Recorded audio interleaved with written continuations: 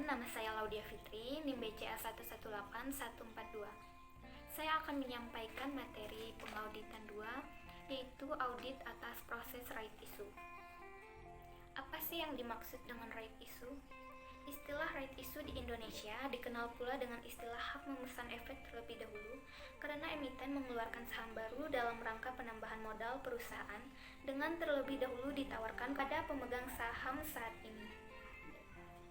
Dengan demikian, pemegang saham memiliki preemptive right atau hak memesan efek terlebih dahulu atas saham-saham baru tersebut.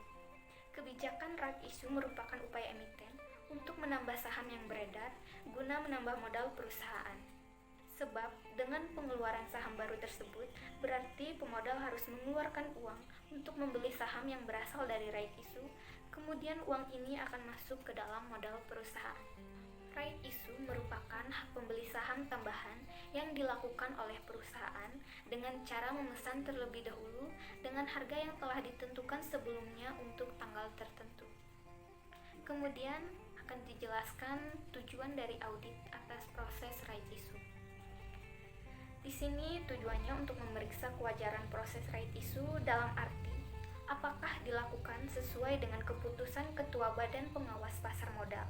Jenis audit yang dilakukan oleh KAP atas proses right issue termasuk jenis special audit atau compliance audit.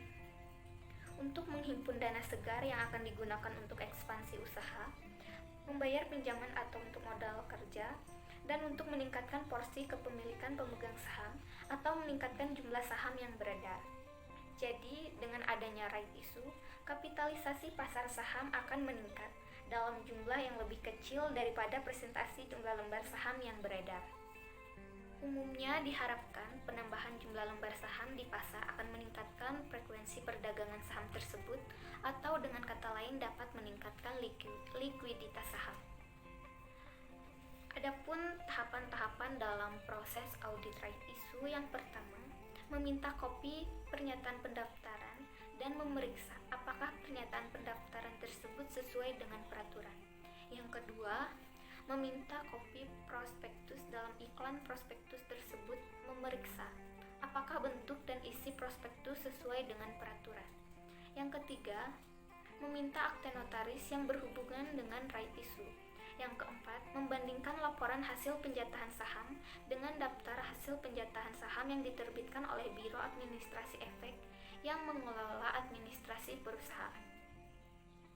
Yang kelima, membandingkan hak untuk memesan terlebih dahulu yang dimiliki oleh pemegang saham perusahaan dengan keputusan rapat umum luar biasa para pemegang saham. Yang keenam, memeriksa formulir konfirmasi penjatahan saham mengenai jumlah saham yang dipesan oleh para pemegang saham dan jumlah yang seharusnya menjadi hak mereka.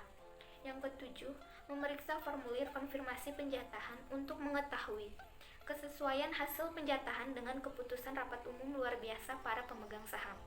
Yang kedelapan, meminta rekening koran atau daftar pembayaran atas saham yang dibeli oleh para pemegang saham. Yang kesembilan, mengirim surat konfirmasi kepada pemegang saham utama perusahaan bahwa sisa saham yang tidak dapat diambil oleh pemegang saham atau pemegang saham lama akan dibeli oleh pemegang saham utama.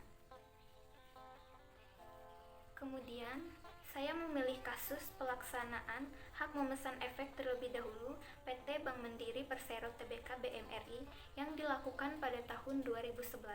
Adapun prosedur atau tahapan dari proses auditnya, yang pertama, menyampaikan pernyataan pendaftaran dalam penawaran umum kepada para pemegang saham kepada otoritas pasar modal yang menunggu hasil penelaahan atau review dari otoritas atas seluruh surat pengantar pendaftaran. Kemudian, PT Bank Mandiri harus segera menjawab semua hal yang disampaikan sesuai dengan ketentuan yang berlaku.